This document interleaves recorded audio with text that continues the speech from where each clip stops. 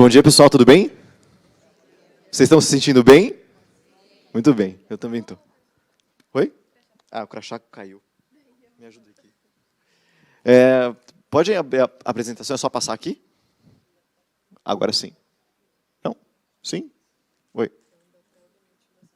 Pode deixar.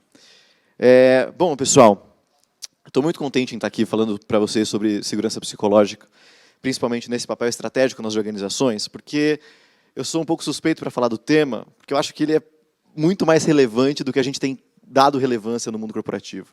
E vocês devem perceber que segurança psicológica já está sendo falada, né? Quem aqui já ouviu falar sobre segurança psicológica? Praticamente todo mundo, né? E esse é um desafio que eu tenho. Como é que eu vou falar de segurança psicológica para vocês, sendo que segurança psicológica já tem sido falada várias vezes? E, de alguma forma, a parte básica conceitual da segurança psicológica, ela é dada, conhecida. O meu desafio aqui é mostrar para vocês um pouco mais de quão relevante tudo isso pode ser. Como que a gente, às vezes, tem uma leitura quase superficial, né, sobre a segurança psicológica. E esse tipo de leitura, muitas vezes, inviabiliza que a gente consiga fazer grandes movimentos nas organizações.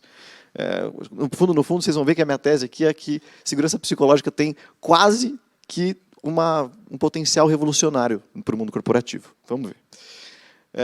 Para quem está se perguntando quem é esse doido que está falando aqui para todo mundo, eu sou o Lucas Reis, eu sou psicólogo, clínico organizacional, pesquisador sobre psicologia social e do trabalho. Tenho a honra de compor o time técnico da Vitude aqui, então junto com o Fábio, que vocês conheceram ontem, junto com a Thay, que vocês vão conhecer hoje, e o Renan, que está por aqui, a gente estrutura, né? A gente cuida aqui basicamente do laboratório da Vitude. A gente cria uma série de soluções para vocês, e uma das soluções é a escala que a gente vai, inclusive, ver aqui juntos, né? E o que eu pensei, o que eu posso trazer para vocês aqui, é um pouco dessa minha perspectiva. Eu me sinto muito privilegiado, né, tendo uma ação clínica, corporativa e organizacional ao mesmo tempo. Quem é psicólogo aqui? Muita gente, né? Vocês atendem e trabalham no mundo organizacional? Só no mundo organizacional? Alguns aqui estão balançando a cabeça que, né, tem essa prática híbrida. Não é incrível como a gente consegue ver as coisas, né, de duas perspectivas muito diferentes, né? Ao mesmo tempo que eu trabalho com as organizações de dia, eu ouço lá no horário de trabalho comercial os dilemas que muitos colaboradores têm, né, que os líderes têm, à noite no consultório eu começo a ouvir a parte de trás disso, né? Então, como que aquilo realmente impacta, né? Como que tudo aquilo que eu não falei, ou que muitas vezes não se fala nos eventos dentro das empresas, eu falo lá no consultório. Isso faz com que a gente tenha pontos de visão muito interessantes. E aí eu acho que tem um outro ponto aqui, que é essa parte acadêmica, que geralmente fica meio de lado, né? E eu acho que a parte acadêmica ela tem justamente esse potencial de ajudar a gente a instrumentalizar o fenômeno, né? Não seria possível a gente desenvolver uma escala se a gente não conseguisse, de alguma forma, experimentar isso, pesquisar isso, instrumentalizar tudo isso. E, claro, né, eu acho que também a parte acadêmica ela coloca a gente em contato com alguns autores, com alguns pensadores que permitem que a gente tenha uma visão um pouco mais crítica de como é que funcionam as coisas. E eu gosto muito, particularmente, do Foucault. Eu vou falar um pouco deles para vocês já já. E aí, pessoal, a gente tem um acidente em busca de alta performance. E aí vocês devem estar pensando, mas Lucas, o papo de burnout foi ontem, né? Acidente em busca de alta performance parece coisa de burnout, mas não é sobre isso. O que eu queria falar para vocês é contar uma história breve aqui, né? As pesquisas sobre segurança psicológica, pelo menos agora, né, no contemporâneo, depois ali, anos 2000, basicamente, elas começam com um acidente em busca de alta performance. Todo mundo que trabalha com psicologia do trabalho tem uma mina de ouro para se descobrir. Qual que é a pedra filosofal da psicologia do trabalho? Descobrir a receita de alta performance, né? A pessoa que descobrir a receita para alta performance, pronto, acabou. A gente transforma chumbo em ouro, não é? A gente transforma qualquer coisa em qualquer coisa. Esse é o grande potencial. Então, as pesquisas de segurança psicológica começaram como uma cruzada, quase que, né, uma ida ali, uma busca do santo grau, que era descobrir como é que a gente faz para ter alta performance nas equipes. E aí vocês podem imaginar, como é que essas pesquisas funcionaram? As pessoas montaram grupos de pesquisa e começaram a pensar, quais são as equipes, né? Em psicologia social é muito comum a gente pesquisar por modelos. A gente entende quais são os modelos de sucesso que já acontecem e a gente vai lá atrás tentar descobrir o que faz com que aquilo funcione. Então, essas pessoas, primeiro, começaram a pensar, como é que a gente decide quais são as equipes de maior performance? A gente corta pelas empresas que têm maior performance? A gente corta pelas equipes que têm grandes talentos, que crescem na carreira muito rápido? É difícil, né, parar para pensar. A gente fala de alta performance todo dia no trabalho, como se fosse um negócio que a gente, né, toma no café da manhã, e é difícil parar para pensar. A primeira coisa que eles fizeram para tentar organizar isso foi pensar em erro. Por quê?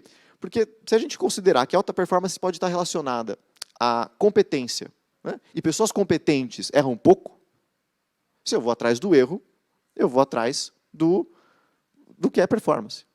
E aí essas pessoas começaram a fazer algumas pesquisas para descobrir quais são as pessoas que estão errando pouco. Pesquisaram, né, chegaram em um monte de empresas importantes, de realidades muito diferentes, de vários, né, setores do mercado, e perguntaram para todo mundo, pessoal, vamos fazer uma pesquisa? Eu queria que cada responsável pelas equipes conseguisse passar para a gente um relatório com quantos erros vocês tiveram no semestre. E aí a gente vai olhar tudo isso, porque a gente precisa identificar, né, quais são as áreas que a gente vai trabalhar.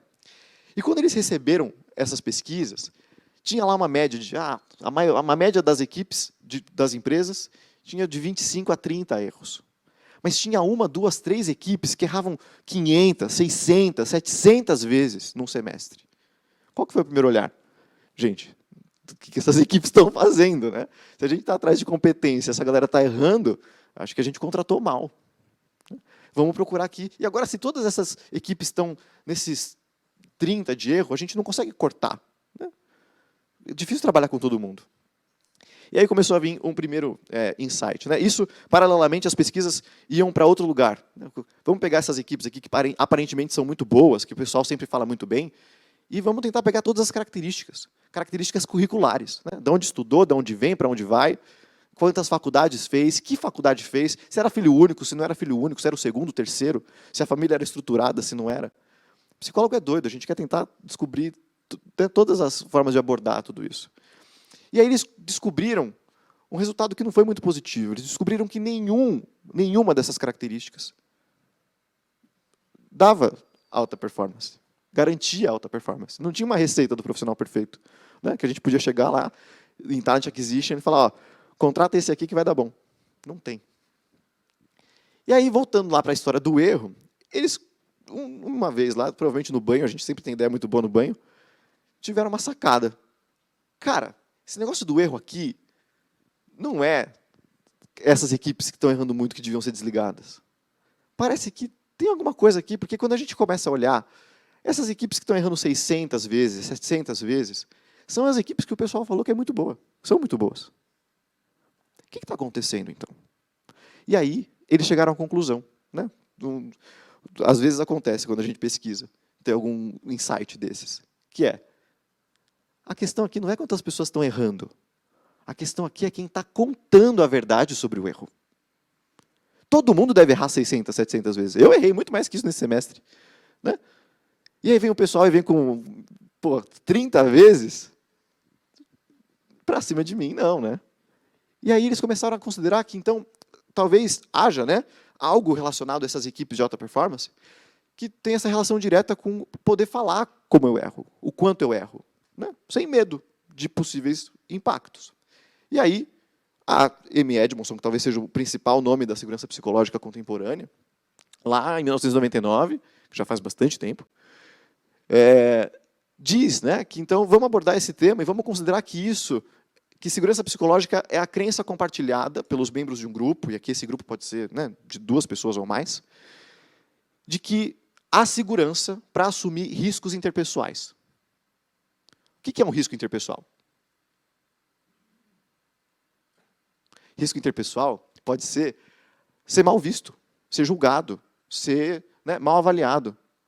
Você erra 600 vezes no semestre? Eu acho que você não devia estar trabalhando, né? Senão você precisa de um treinamento, pelo menos. O risco da gente assumir que a gente erra, né, é um risco interpessoal.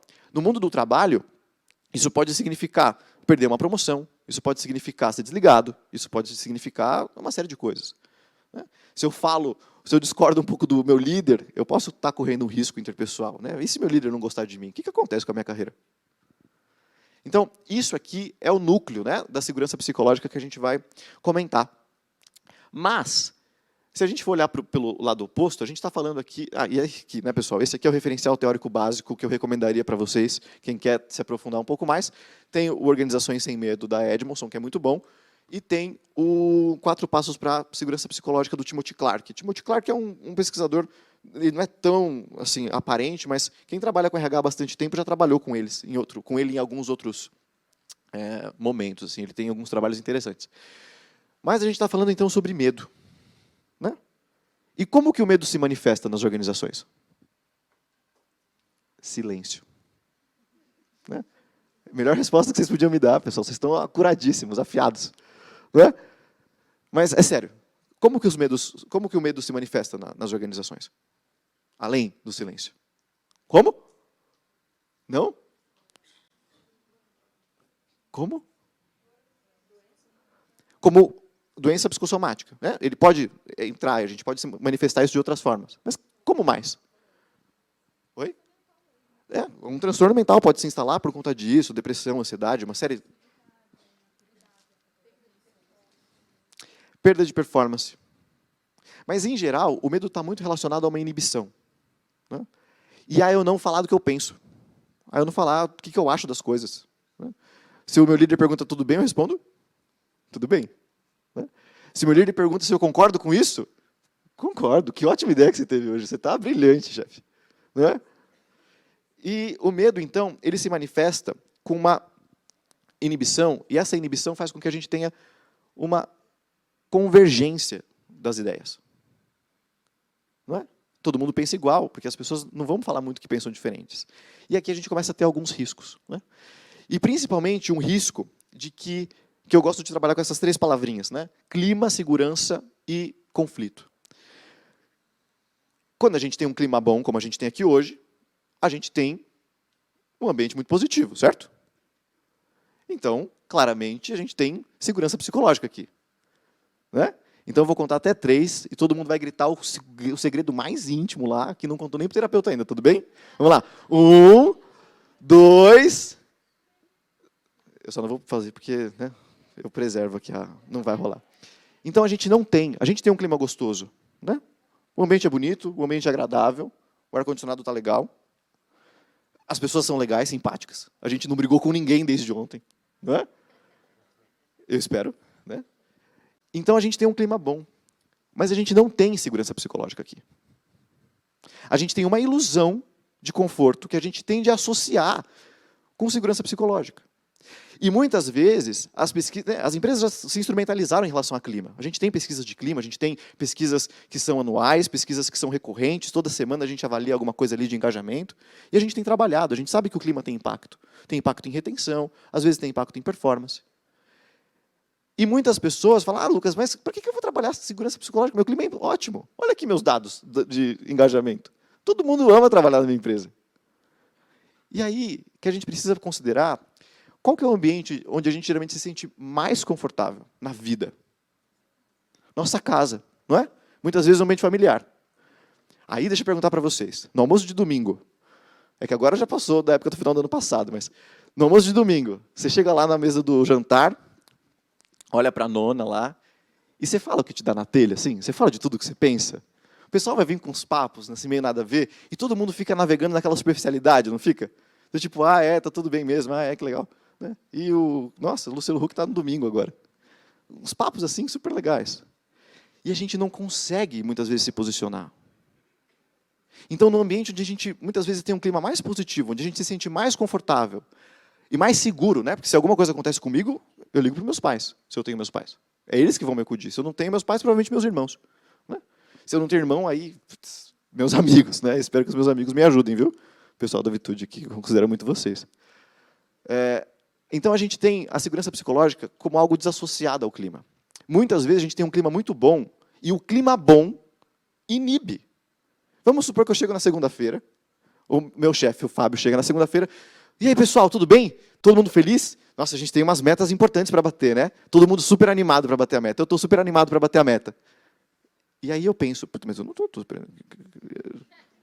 Passei um final de semana pesadíssimo aqui. Qual a chance de eu conseguir considerar, comentar com ele de que eu não estou legal? Então, muitas vezes, e vocês devem conhecer algum líder desse, né? Que quer motivar todo mundo, que quer levantar o astral, que quer fazer com que a energia fique lá em cima, e eles não consideram quanto que isso pode ser um fator inibidor, para que as pessoas que não estão consigam falar disso, consigam habitar esse espaço, consigam criar as relações.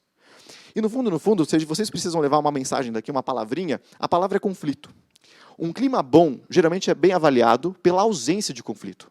Quando a gente não tem atrito, a gente tem uma boa relação. Né? Às vezes chega uns pessoal lá no consultório, o pessoal fala, Lucas, eu vim aqui porque... nem sei porque eu vim aqui, minha mulher mandou vir para cá. Chegou lá. E aí eu pergunto, mas por que será que ela mandou você vir para cá? Eu não sei, a gente não briga já faz um tempão. Acho que, sei lá, a última vez que a gente discutiu feio, deve ter anos aí. Eu nem vou perguntar o que mais que ele não faz há anos, né, nessa relação, mas... o ponto é, a ausência de conflito parece que está tudo bem, mas na verdade não está. E aí você faz 2, 3 perguntas, você nem é um psicólogo tão bom assim, mas você faz 2, 3 perguntas, pronto. Descobriu por que está na terapia. Né? E então, a ideia aqui é, um clima positivo, muitas vezes é sustentado e mantido pela falta de atrito, pela falta de conflito interpessoal. Para a gente não correr risco, a gente se inibe, a gente guarda um tanto de coisa. Um ambiente de segurança psicológica é um ambiente onde a gente consegue lidar com os conflitos. Os conflitos aparecem. E a gente, né, de alguma forma, consegue lidar com eles. E aqui, pessoal, esse espectro que eu acho que é mais interessante, que eu acho que a segurança psicológica nos propõe, é sair de um olhar que é individual e ir para um olhar relacional. Por que eu estou falando isso? Quando a gente vai trabalhar com alguns líderes, vocês estão super informados, né? A gente está aqui num evento super importante, vocês estão sempre atualizados, mas a maioria dos líderes não conhecem segurança psicológica ainda, por mais que seja um tema já, né, bastante dito. E aí eu chego lá e pergunto para eles, pessoal, o que vocês entendem por segurança psicológica? E eles são inteligentes, os caras não estão na cadeira de liderança à toa. Então eles conseguem associar rapidamente o que significa segurança psicológica. Né? Segurança, me sinto seguro. Psicológico, me sinto seguro com alguma coisa lá de dentro. Não é tipo segurança de prédio vai cair. É uma segurança subjetiva. E aí eles falam, não, Lucas, eu tenho segurança psicológica. Eu sempre fui muito confiante. Me sinto muito seguro para falar. Né? Tem uns colaboradores meus que não tem. Pede para apresentar coisa lá, eles não falam. Mas eu nunca tive esse problema. Eu tenho muita segurança psicológica. O que é isso? É um olhar equivocado? A gente viu, né, pela definição, a segurança psicológica não tem muito a ver com isso. Mas é um olhar individual. Eu tenho segurança psicológica. Então, a segurança psicológica só pode ser uma característica individual, uma competência individual. E que aquele meu colaborador que não tem, devia ir desenvolver. Né? Como? Traz um treinamento aí para a gente. Vamos desenvolver segurança psicológica nesse pessoal. Preciso que eles consigam falar. Quando a gente fala do medo, e muitas vezes vocês vão ver a segurança psicológica sendo definida de maneira mais enxuta, como não ter medo de dizer o que pensa. Né? Não se inibir para se expressar. Não ter medo de falar alguma coisa, de se posicionar. E aí eu vou trazer um exemplo, que vocês também devem conhecer uma pessoa como essa. Já viu aquelas pessoas que falam, gente, eu não tenho medo de falar. Eu falo mesmo. Preciso falar, falo. Né? Cada um aí que lide com o que precisa. Eu não engulo sapo, não levo desaforo para casa. Precisar falar, eu falo. Vocês conhecem alguém assim? Essas pessoas são ótimas na segurança psicológica, não são? A gente devia, inclusive, trazê-las aqui para a gente estudar. De novo, é uma característica individual, é um olhar individual.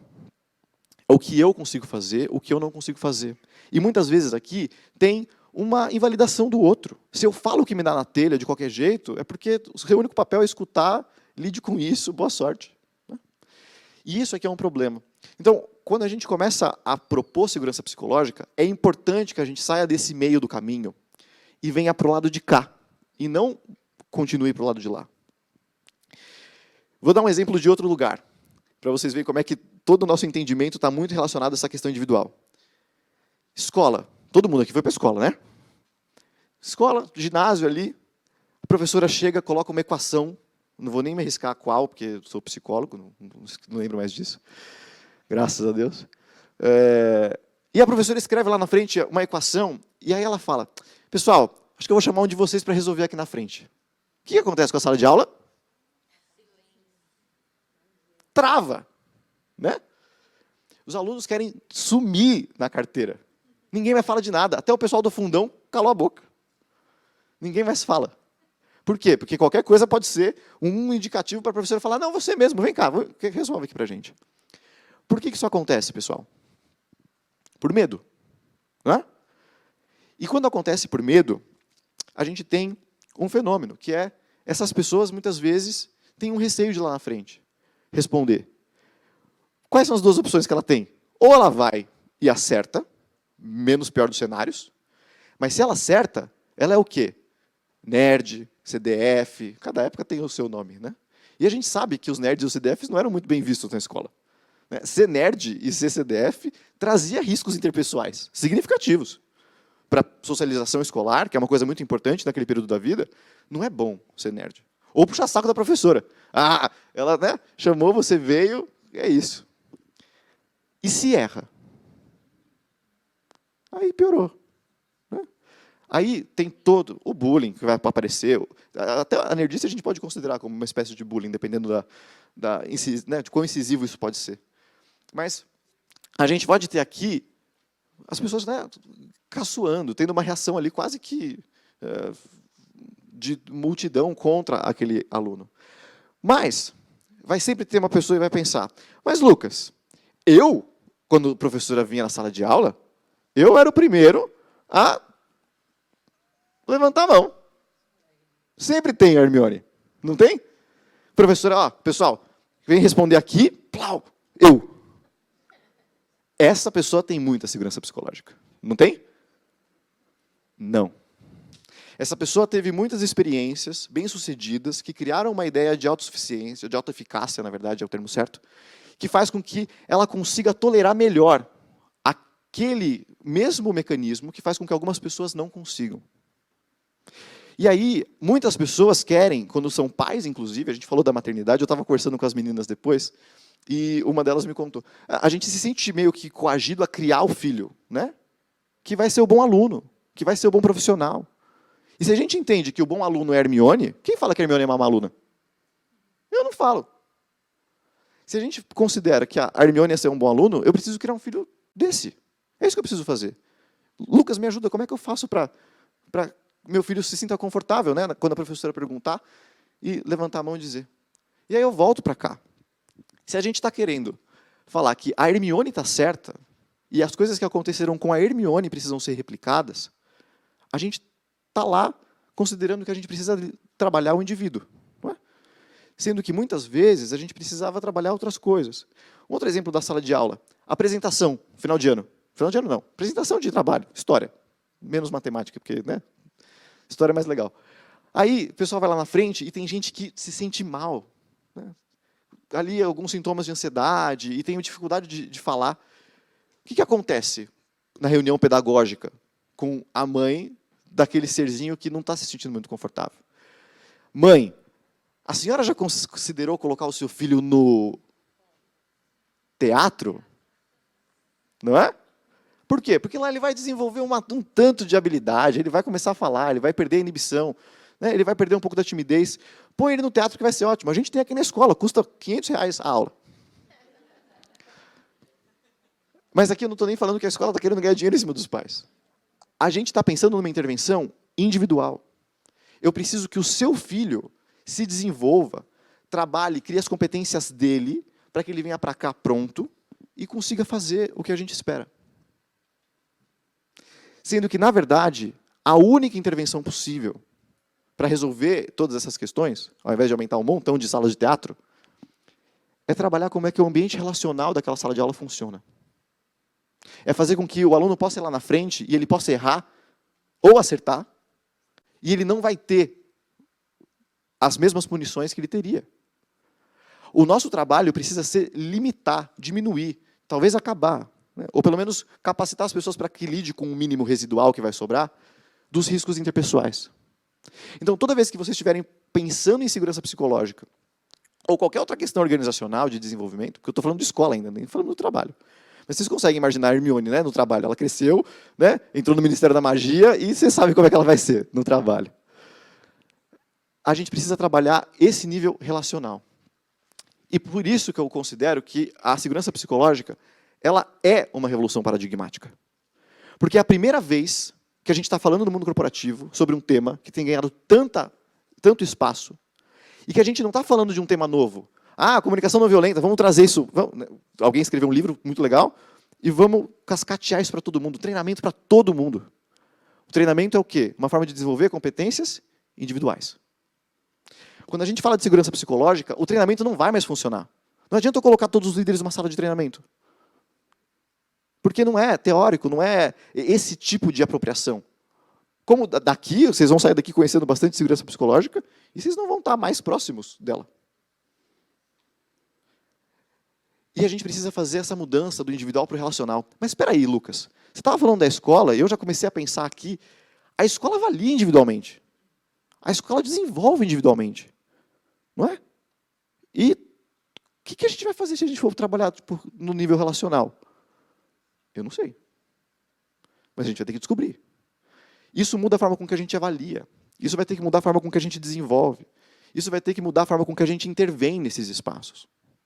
Porque se eu preciso desenvolver uma competência que é relacional, que tem a ver com o encontro dos dois indivíduos,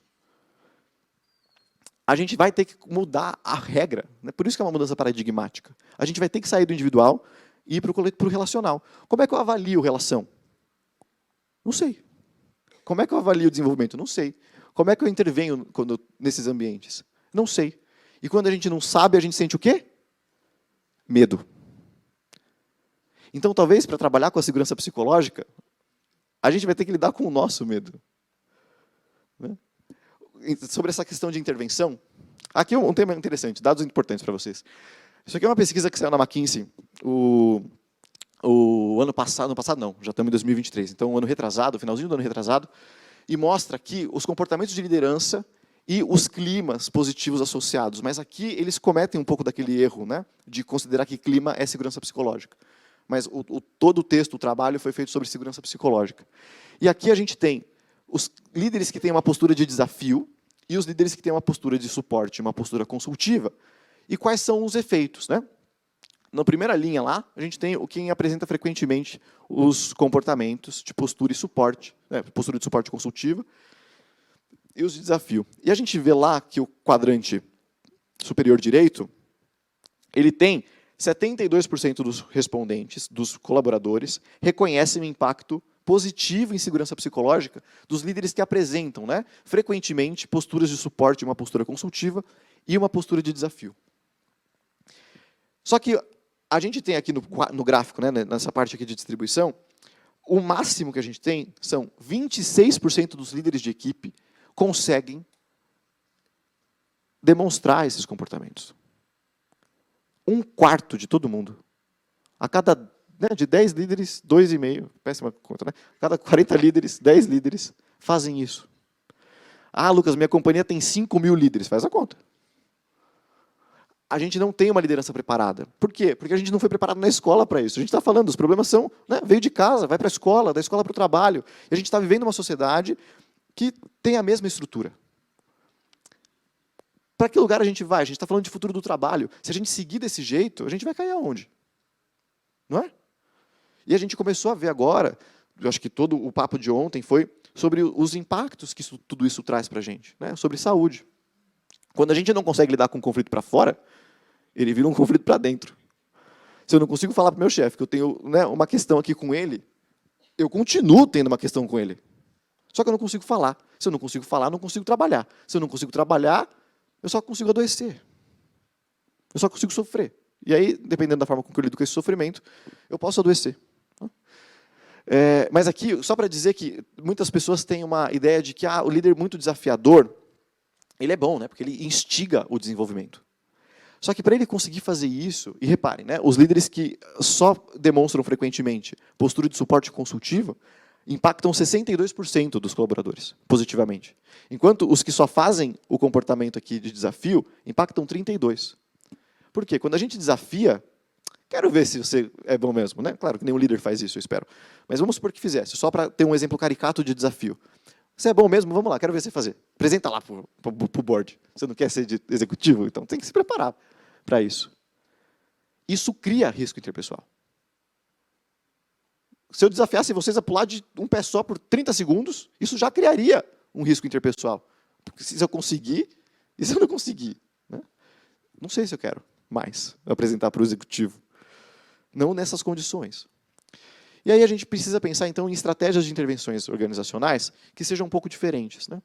E a primeira coisa que a gente precisa fazer, e aqui falando rapidamente sobre a escala que a gente desenvolveu, é diagnóstico. A gente precisa saber diagnosticar para poder saber intervir. Por que a Vitude desenvolveu um novo instrumento? Por 3 fatores. O primeiro, porque a gente precisou incluir um critério que não é incluso em nenhum dos outros instrumentos, que é o critério de saúde mental.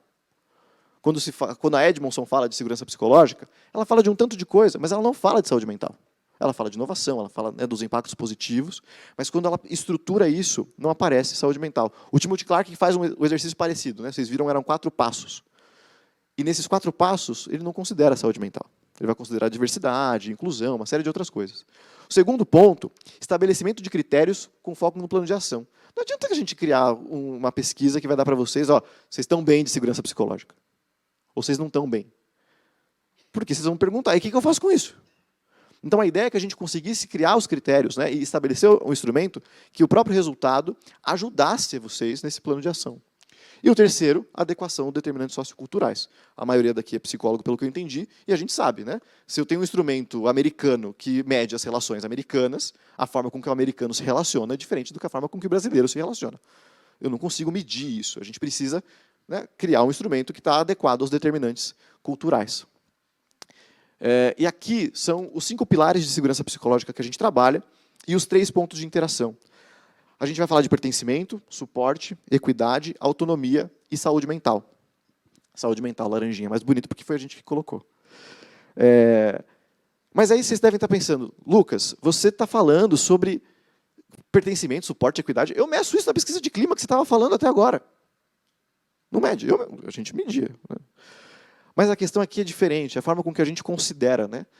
Quando a gente está pensando a pesquisa de clima, a gente vai englobar, de alguma forma, tem uma intersecção. Mas quando eu falo de pertencimento, se eu penso se eu pertenço à Vitude, eu vou considerar quanto que a Vitude faz parte da minha vida. Eu trabalho na Vitude há um tempo, gosto de trabalhar na Vitude, eu me sinto pertencente à Vitude. Mas quando a gente vai olhar para pertencimento considerando segurança psicológica, a pergunta que a gente está se fazendo, e que a gente está fazendo para as pessoas, é o quanto que você se sente à vontade para ser você lá, naquele espaço que você gosta.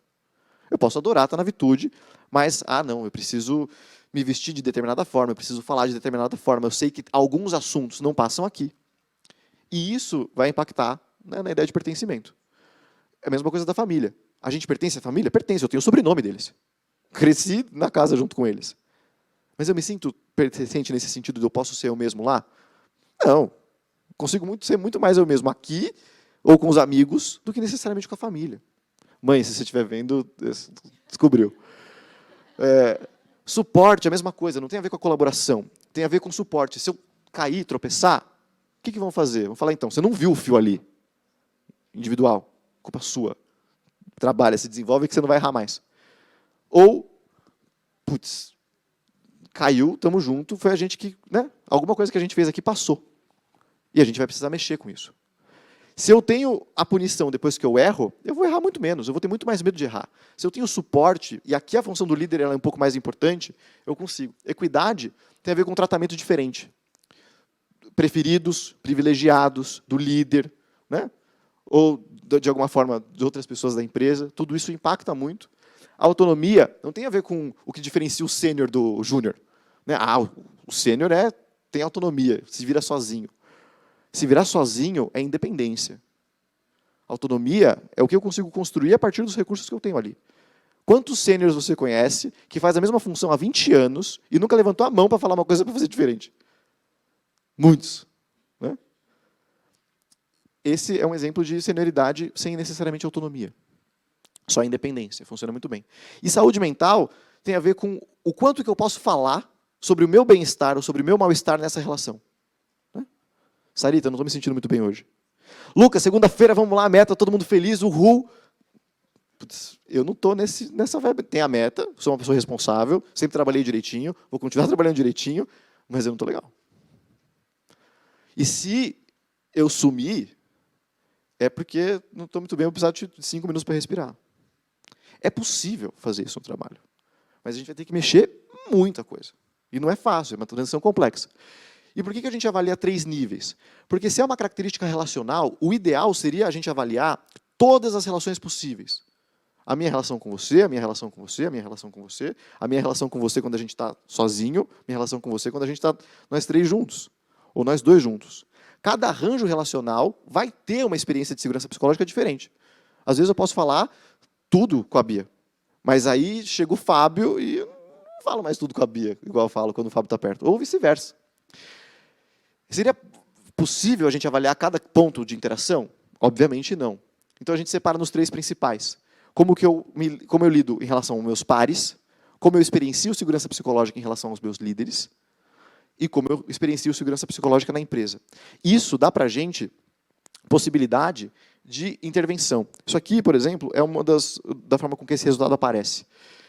Aqui a gente tem ali a nota total. Isso aqui é um dado de um dos relatórios que a gente rodou recentemente, de uma companhia, um cliente nosso, anonimizado, obviamente. A gente tem ali 50 foi a nota que essa empresa teve em segurança psicológica. A nossa escala vai de 1 a 100. Só que o ponto mais importante é que esses 25% de distribuição aqui, mais os 50% ali embaixo, são os níveis baixo e médio-baixo de segurança psicológica. Se a gente somar os dois, 75%. Quando as pessoas estão experienciando segurança psicológica nesse grau, a relação é geradora de sofrimento.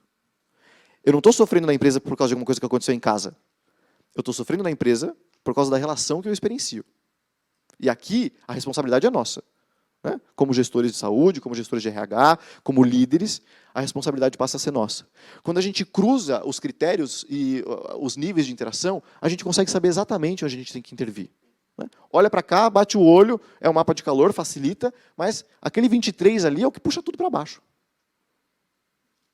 Se eu for fazer uma intervenção, eu vou fazer uma intervenção sobre suporte com a liderança. Né? Então, aqui, por exemplo, como que a gente conseguiria ver isso em área, né? Enfim, outras possibilidades de avaliação. Mas o ponto é, a partir desses dados, ou sem os dados, Lucas, e se eu não tiver esse instrumento, o que eu vou fazer? A gente precisa pensar em estratégias que... Né, as estratégias que a Vitude usa aqui, que embasam nossas estratégias, são 3. Ações de sensibilização. Por que sensibilização? Porque sensibilizar impacta muito mais do que treinar. Se eu preciso mexer a forma com que eu saio daqui... Quem estava aqui ontem? Vocês lembram do Dante? Inesquecível. Né? Ele treinou você em alguma coisa? Não. Você não desenvolveu uma competência ouvindo ele falar. Mas você saiu daqui mexido, não saiu? Muito mais importante do que muito treinamento que você já fez. E-learning presencial de várias formas. Sensibilização causa impacto. Se a gente precisa transformar a forma com que as pessoas lidam, a gente precisa sensibilizar. Desenvolvimento de habilidades interpessoais. Como que a gente desenvolve a habilidade interpessoal? Quantas pessoas aqui já treinaram um montão de gente em comunicação não violenta? E nunca viu essa pessoa que saiu do treinamento executar a comunicação não violenta? A habilidade interpessoal se desenvolve em relação. Eu preciso fazer. Eu preciso fazer. Eu preciso fazer. Eu preciso fazer. 70, 20, 10, se vocês quiserem. Né? A gente precisa realizar. Então, a gente precisa ter estratégias que vão desenvolver isso ali. Lucas, mas isso não cabe na minha plataforma de learning. Não.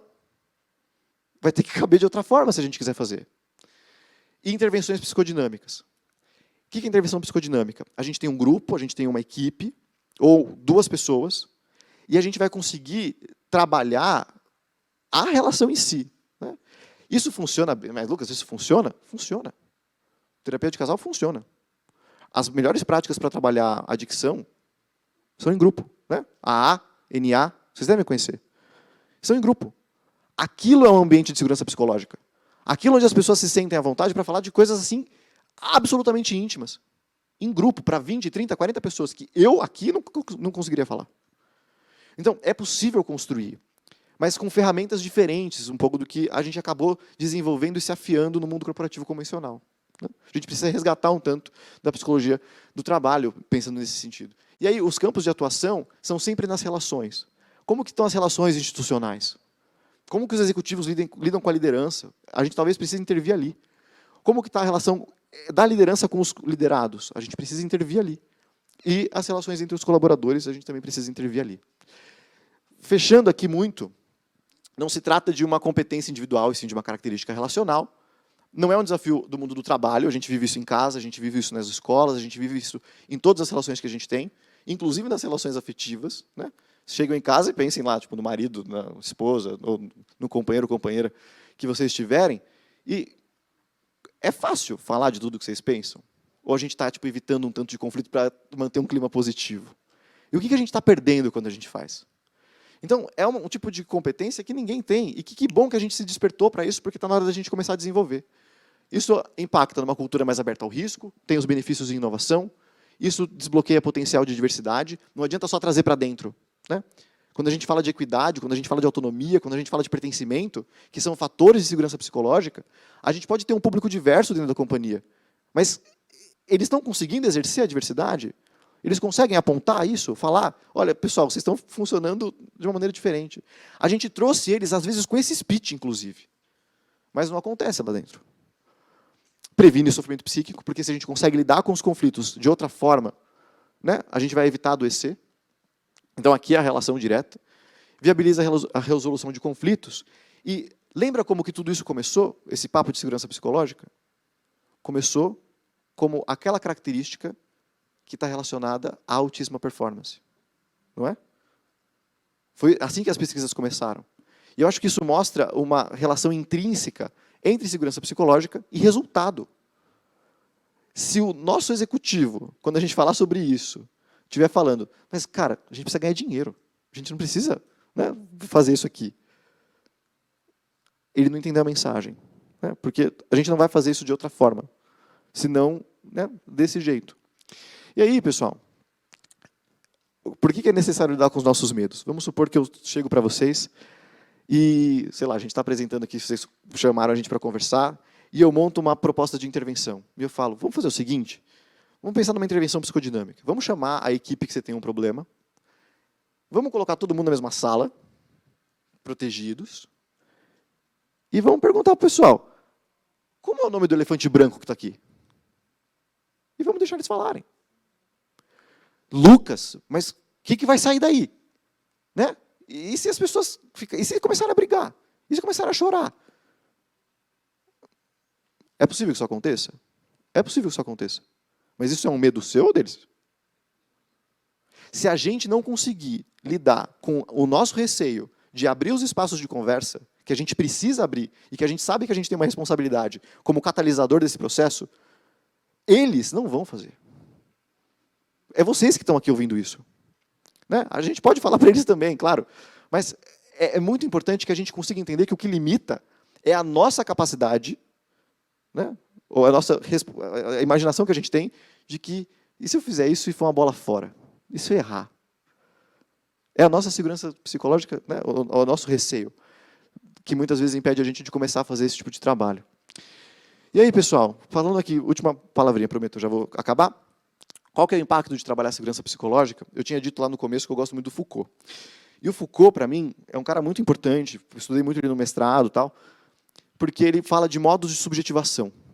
O que é modos de subjetivação? Modos de subjetivação são estruturas de uma sociedade que determinam a forma com que os sujeitos vão existir. A gente sabe que hoje a gente é muito diferente do que o pessoal que morou aqui 100 anos atrás. Mas por que eles eram diferentes? Quais são os determinantes que garantem essa diferença? O Foucault estabelece 3. O primeiro, a nossa forma de desejar, que está diretamente relacionada à nossa forma de sofrer. A gente deseja coisas muito diferentes hoje do que se desejou antes. As estruturas que criam desejo, o pessoal do marketing trabalha muito bem com isso, né, mudam conforme a época muda. E vai ser difícil a gente mudar isso aqui. Quais são os valores, quais são, né, os reforçadores meio que universais. A segunda é as formas de cuidado de si. Como eu entendo que tenho que me cuidar. Há 100 anos atrás, as pessoas se cuidavam muito diferente. Ninguém acordava às 5 horas da manhã para fazer maratona. Ninguém. Só os maratonistas, de verdade, que começaram com isso, né? Vieram de Atenas e chegaram até hoje. Mas a gente não tinha a nossa forma de cuidar. A gente não falava de cuidado de saúde mental. Saúde mental nem era uma questão. As nossas formas de cuidado já estão se transformando. E a terceira que o Foucault falava é a forma de trabalho. A forma com que a gente trabalha muda o sujeito. O sujeito industrial sofria e os índices altíssimos eram de alcoolismo, né? Ou de suicídio. A forma de sofrer muda, porque o que se demanda é muito diferente. E aí, eu falei de vocês do colaborador, né? Do treinamento de comunicação não violenta. Vocês conhecem muitos que fizeram treinamento e não conseguem executar. Mas, eventualmente, algum consegue. E você já ouviu o cara chegar para você e falar: Sarita, fiz o treinamento lá de comunicação não violenta e, cara, tive uma conversa com a minha esposa ontem. E esse negócio mudou a minha relação. Acontece, não acontece de vez em quando? Isso mostra que a gente tem um potencial de trabalhar no trabalho questões que são muito além só do que a gente faz no trabalho. E eu me arrisco a dizer, né? Eu acho que eu acredito muito mesmo em segurança psicológica, mas eu tenho muito a dizer que a gente tem que tomar muito cuidado, porque se a gente começar a trabalhar segurança psicológica direito, acho que a gente pode mudar o mundo. Obrigado, pessoal.